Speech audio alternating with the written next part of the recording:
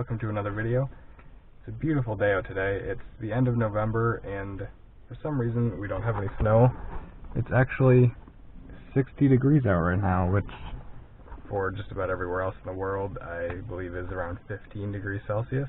We've got a couple things going on for today. First of all, we're going to clean this car because it is a huge mess.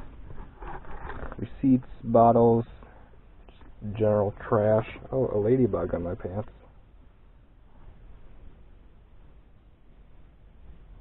Gonna focus? I'll let him outside.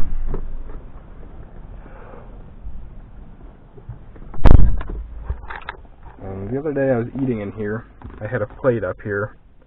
It fell down and my food went all over the floor.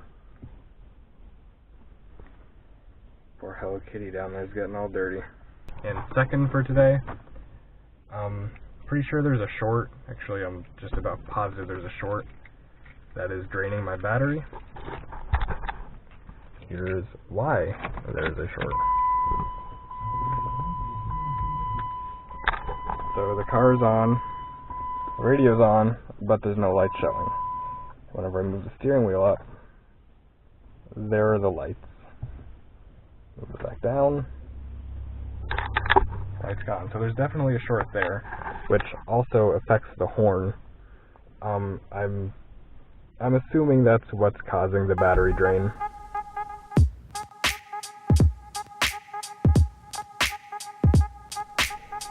Here's part of my vent because, you know, it looks better in the door pocket.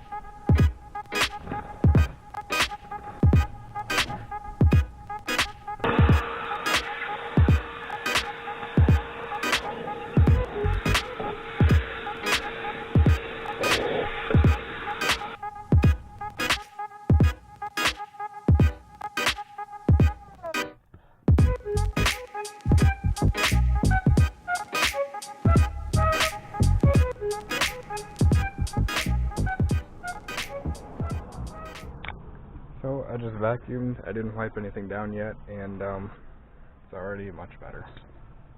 So I said I was going to check to see what was draining the battery. Pretty sure that's what it is, but I still want to show how you check.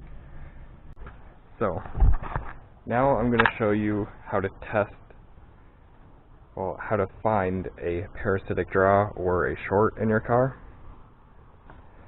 I'm doing this on this PT Cruiser here, but it's going to be pretty much the same for every car. So first off, you need to locate the battery.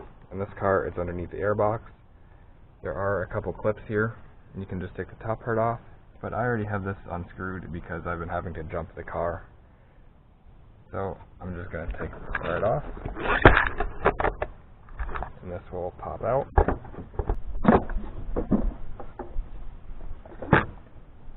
There's just these plungers here. This one's broken. They just pop right out. And on the other side, there's this here, so you have to kind of angle it when you take it out. While you have this off, you might as well check to see if your air filter's clean.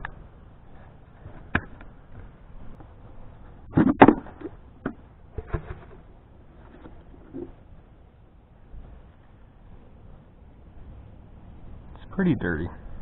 Should probably go pick up another one.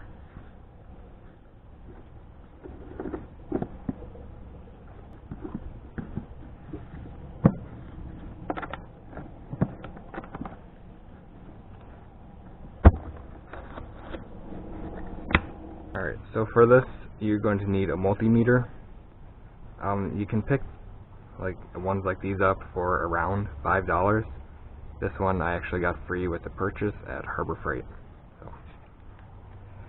So to set this for testing your battery, which I'm going to do first, you're going to want to set the DC volts to 20. Have your positive towards the amps here, and turn it on.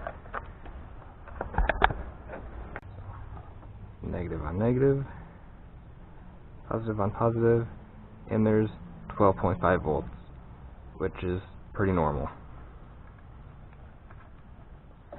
the reason I'm doing this is because whenever it's been getting cold, the battery will die and it won't start.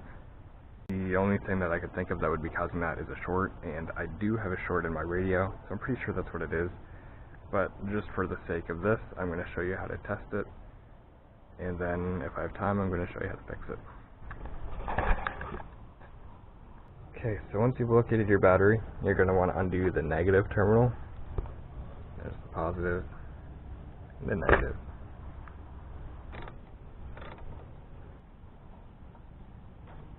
Alright, so that's loosened. Now for testing DC amps, you're going to want to turn this over to 10 amps. Move your positive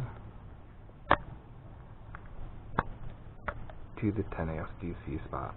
So you're going to want to remove your negative from the terminal. Just set it off to the side here. And so to test amps, to see if anything's being drawn, you're going to want your positive on the negative here. You're going to want your negative on the negative lead.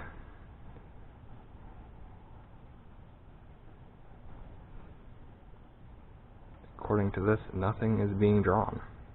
It does not make any sense.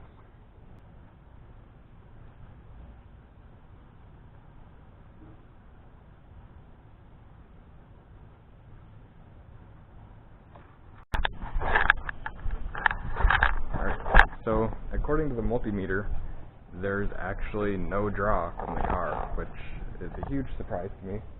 So, it must be the battery that's dead, or it has some kind of problem.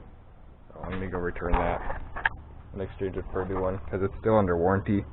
The battery's only about 2 years old or so. So it doesn't really make any sense why it would be dead by now. It's like a week later, and I was editing that video, and I realized that I didn't really show how to fix it or how to know if you have a parasitic draw. Oh, by the way, I'm sure you can probably tell it snowed. Anyway, so how to test that. So if the multimeter if it shows a number that is not a decimal, then you've probably got some kind of draw. As you saw there, whenever I opened my doors, it was at 1 point something. If your numbers are higher, you know you have a draw. Again, whenever you're doing this test, make sure you don't have your key in the ignition. So right down here by the door panel, there is your fuse panel. And there are the fuses. On the back of the panel, it shows what fuses are for what. Okay, so what you're going to want to do is pull one fuse at a time. Once you pull that fuse, by the way, they do sell specific tools to pull the fuses, but I think most people just use needle nose pliers. Anyway, so pull one fuse at a time. Once you pull that fuse, and again, make sure your door is shut, nothing else is turned on. Makes it easier if you just shut your door, put your window down. You can just reach your arm in and pull a fuse by fuse. Anyway, pull that fuse, and if you want to have a second person look at the multimeter as you're pulling the fuses, it would be a lot easier. But you can pull the fuse, and then you can walk back around and do the test again. If it shows that your number is in the decimals now, and it's lower than it was before you pulled that specific fuse, then that is the one where your problem lies. So how to fix that is you're going to have to trace the wires back. Like I said, it'll show on this panel what the fuse goes to. Maybe it's your headlamp switch, maybe it's your radio, which is what I thought mine was. So, yep, once you find what fuse, you're just going to want to trace those wires back, and then from there you're going to be looking for any shorts, any damaged wires, anything that's pinched, something that is causing a short. Once you get that figured out, then you can just fix it and your problem will be fixed. For me though, I was going to return the battery, realized it was 3 years old and the warranty didn't cover it. But I went and put it on a smart charger that I have, and that throws any codes if there's anything wrong with the battery. But it's charged up fine. It didn't show any codes. It showed that the battery was fine. So I'm thinking maybe it must be my alternator, even though that's not that old either. Possibly a grounding issue. I'm not too sure, but yeah, it doesn't seem like it's the battery. Definitely has nothing to do with the starter. So I'm thinking it's just the alternator. And whenever it won't start, like all the lights and stuff will turn on, and it'll start to turn over, but it's like it has just not enough juice to get that starter going. So I'll be doing a video in the future on how to test and possibly replace an alternator. It's going to be all for today's video. It's getting pretty cold sitting in the car here. I should have just done this somewhere warmer. I guess I couldn't have shown you the fuse panel then. Anyway, that's going to be all for today's video. So I know I didn't get to show you how to test it, but I think with that explanation, you should be okay. There's probably lots of other videos on YouTube on how to test it. It's pretty simple to test. It's more difficult to find where that short is coming from and actually fix it. But at least with this test, you'll know if that's why your battery is being drained. If not, you can look elsewhere. And I would always do tests before you just start replacing things. I've done that in the past, and it's a bad idea. So that's going to be all for today's video. Like I said, I hope it helped you out, and I'll see you in the next one.